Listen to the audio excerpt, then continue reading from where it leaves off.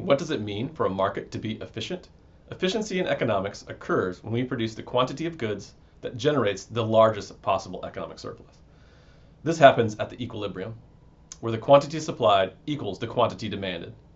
At this point, the marginal benefit to consumers matches the marginal cost of production.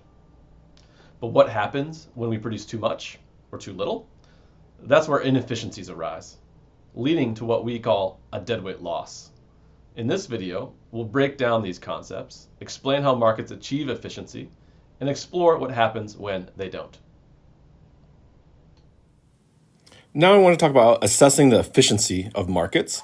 The point here is like, are markets a good idea? What I mean by markets, should we use the market-based system to allocate goods and services?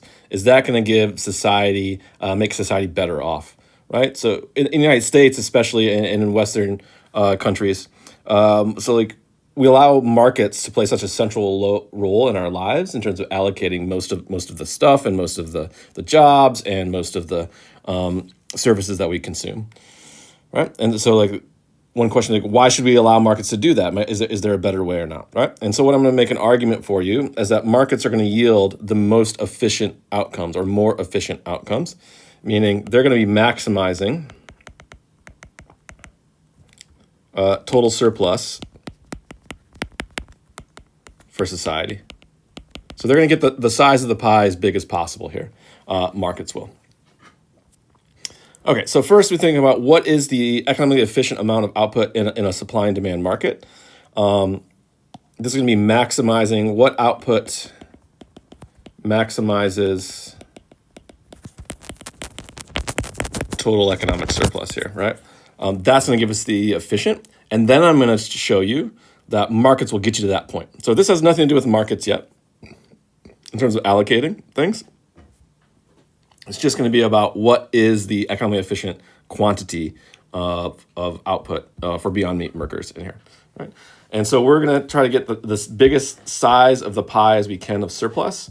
And so anytime that we have a unit where we have positive economic surplus, like that unit right there, right, we have marginal benefit greater than the marginal cost, so demand greater than supply. This is positive economic surplus. And we want to sell all these units where our marginal benefit is greater than our marginal cost of society of producing that unit, right? That's going to make society better off. Get that surplus pie bigger, bigger, bigger, bigger, bigger, bigger, bigger, bigger. Now, if we go over here our marginal costs are greater than our marginal benefits, right? So this would be something like society is only going to value this Beyond Meat burger at $1, right? But it's going to cost us $1.75 to actually produce it. So that's negative, right? It's costing us more as society to produce this Beyond Meat burger than it is that we value it. And so this is wasted resources for doing it over here. So all these are negative economic surpluses, right? Anytime you have supply greater than demand over here, the height of the supply curve greater than the height of the demand curve, these are all negative over here. So we don't want to do those over there, and we want to do all these over here. Right? So our surplus is going to go, if we start increasing our quantity, our surplus is going to go up, up, up, up, up, up, up, up, up, up, up, maximize right there, and then our surplus is going to start going down as we go in that direction.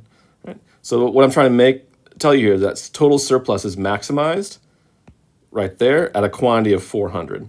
Okay? And so this is where supply crosses demand. So where supply crosses demand,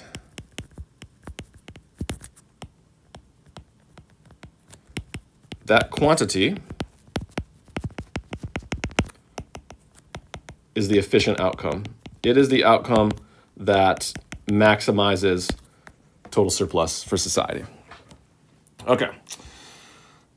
Now, we want to think about how do markets get us there? And so markets are going to allocate goods and services by following this rational rule for markets. Right, the efficient quantity here is going to produce the largest possible economic surplus.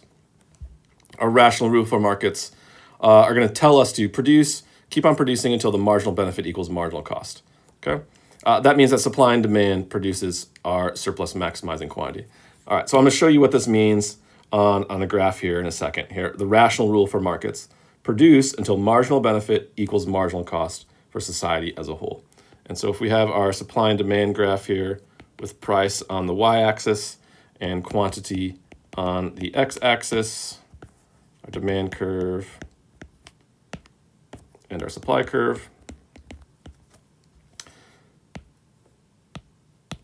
All right, so for this point here, again, right, marginal benefit greater than marginal cost, we should produce that. Keep on producing, keep on producing, keep on producing, and then a market's going to stop right there, right, where supply crosses demand. So here the market clears, right? So there's no surplus and no shortage. If we did have a high price, we had market forces driving that price down, right, to clear out that surplus, right? Markets don't like surpluses. Suppliers can't sell all their goods, and so they're going to start bidding down the prices till we get to that equilibrium where the market clears, there's no more surplus. If we're down here with a price lower than equilibrium price, we're going to have a shortage. Markets don't like shortages.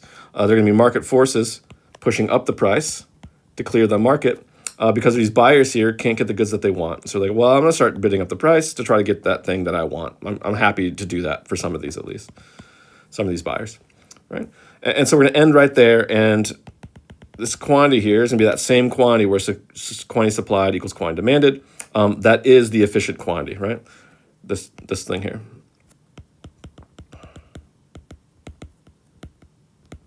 So what we just did is like, okay, what is the efficient quantity? We found it. It's where supply crosses demand. Then we said, will markets get us there? And the answer is yes. Market forces are going to push us to that efficient quantity. And so this is like the very pro-market argument.